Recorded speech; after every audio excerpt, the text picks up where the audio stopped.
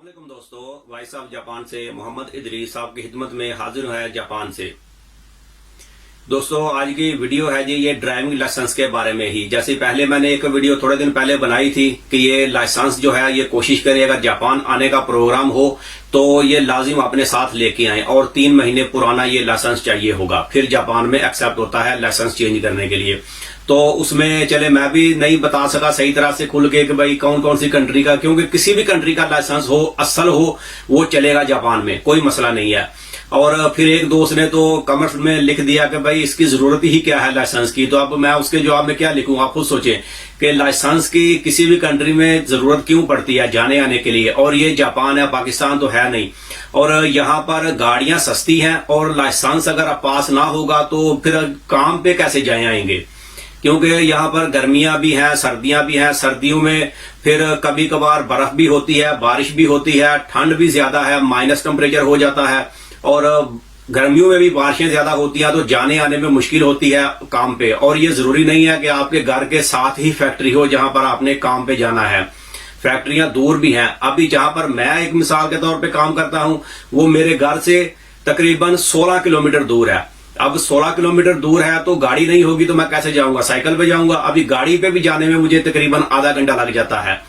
अब क्योंकि यहाँ पर गाड़ियां स्पीड में तो चलती नहीं है, गाड़ियां जो है वो बिल्कुल 40-50 की स्पीड पे चलती हैं। तो ये रोड की स्पीड है। रोड तो छोटे हैं लेकिन साफ सुथरे रोड है, लेकिन स्पीड नहीं है गाड़ियों की, गाड़ी आस्ता आस्ता से ही चलती है।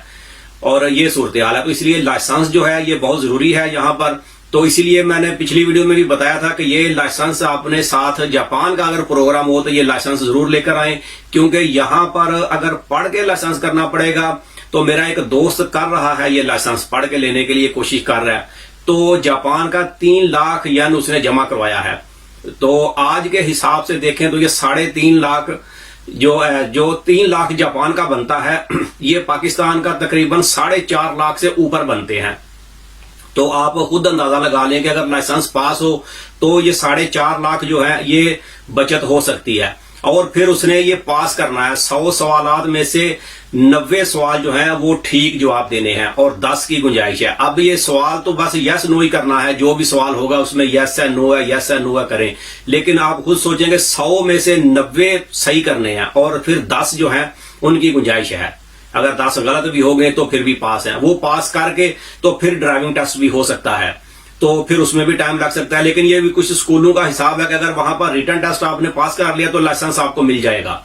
तो ये चीज है, लेकिन इसमें काफी ज्यादा टाइम लग जाता है, इतना आसान भी नहीं है। फिर बंदा जब काम पे लगा हो तो कम से कम भी, जैसे मैं सैलरियां बताता हूं कि कम से कम भी 1000 या 1100-1200 येन फी घंटा हिसाब है काम का, यानी कि तो एक दिन का भी आप लगाएं तो अगर 8 घंटे ही काम हो तो फिर भी अगर 1000 येन ही ले ले 1 घंटे का तो 8000 येन गया सैलरी एक दिन की। क्योंकि वहां पर तो छुट्टी करके काम से जाना पड़ेगा क्लास लेने के लिए, जो भी टाइम वगैरह होगा। तो हफ्ते में 1 दिन या 2 दिन वो भी गए, वो भी नुकसान हुआ। 8000 का पाकिस्तान का देख ले कितने पैसे बनते हैं, तकरीबन 11-12 हजार रुपया एक दिन का बनता है, तो वो भी नुकसान होगा। समझिएगा कुल मिला के मेरे हिसाब से तकरीबन भी पाकिस्तान का 5-6 लाख के नजदीक बंदा पहुंच जाता है लाइसेंस मिलने तक।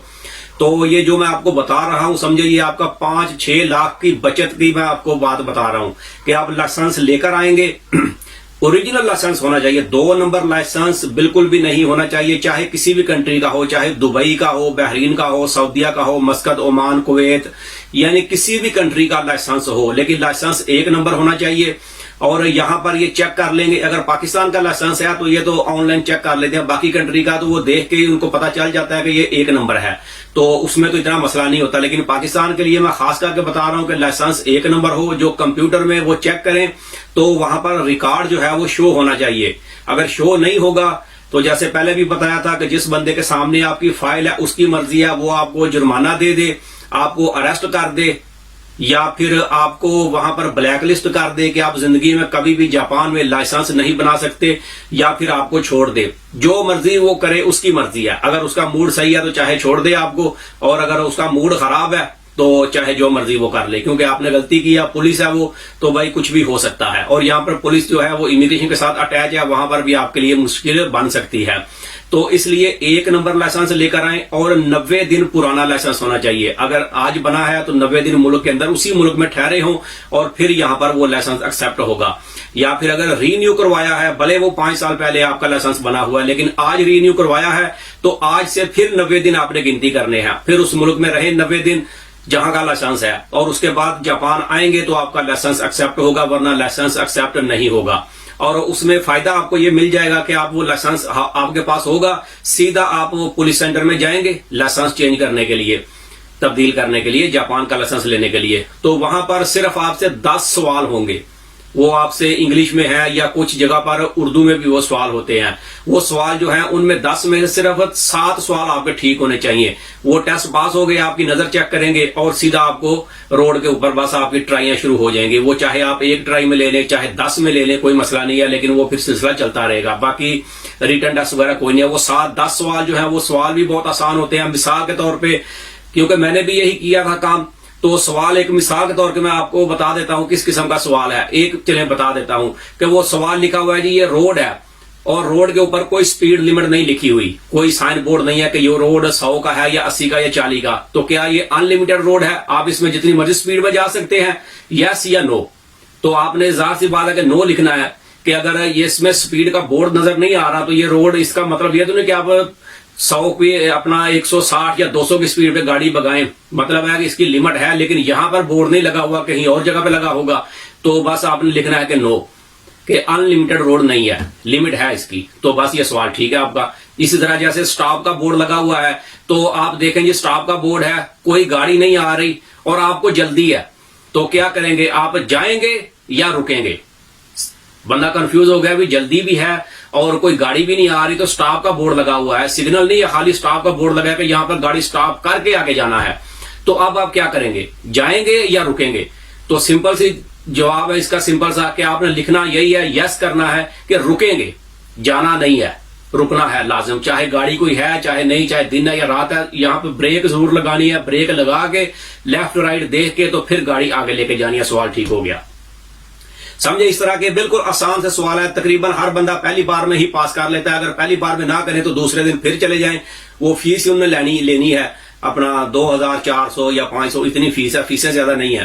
तो दोबारा आप टेस्ट देंगे, पास होंगे तो दोबारा चलें जी रोड की ट्राई फिर शुरू। वो टेस्ट बस एक ही बार होना है, उसके बाद वो टेस्ट नहीं होना।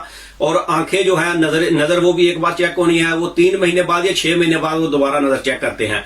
अगर इतना बंदा टाइम लग जाए उसको टेस्ट पास नहीं हो रहा तो बाद में फिर जितनी भी ट्राई होंगी, आपकी लाइसेंस का जितना टाइम बाकी है उसमें चाहे 1 साल लगे या 6 महीने लगे, लेकिन 4, 5 या 6 ट्राइयों में बंदा आराम से लाइसेंस पास कर लेता है, कोई मसला नहीं होता। 1-2 में चलो बंदे को पता चल जाता है, या कोई बंदा गाइड करने वाला हो, बताने वाला, थोड़ा सा गाड़ी चला के दिखाने वाला, भाई इस तरह से गाड़ी चलानी है, समझाने वाला, तो इंशाल्लाह 2-3 ट्राई में बंदा आराम से लाइसेंस पास कर लेता है।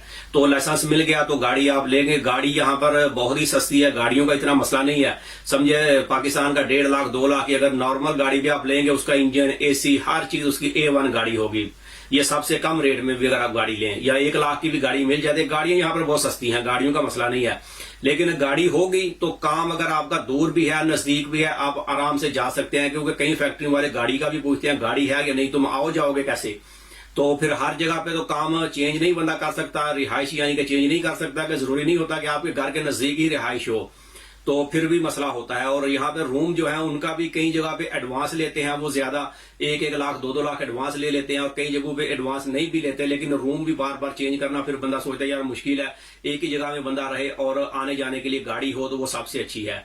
तो ये भाई गाड़ी के इसके लाइसेंस के बारे में मैंने मजीद आपको बता दिया। अगर फिर भी किसी दोस्त ने कुछ मजीद पूछना हो तो मुझे आप व्हाट्सएप पे मैसेज करके पूछ सकते हैं, मैं इंशाल्लाह आपको जितनी मुझे मालूमात होगी आपको बता दूंगा।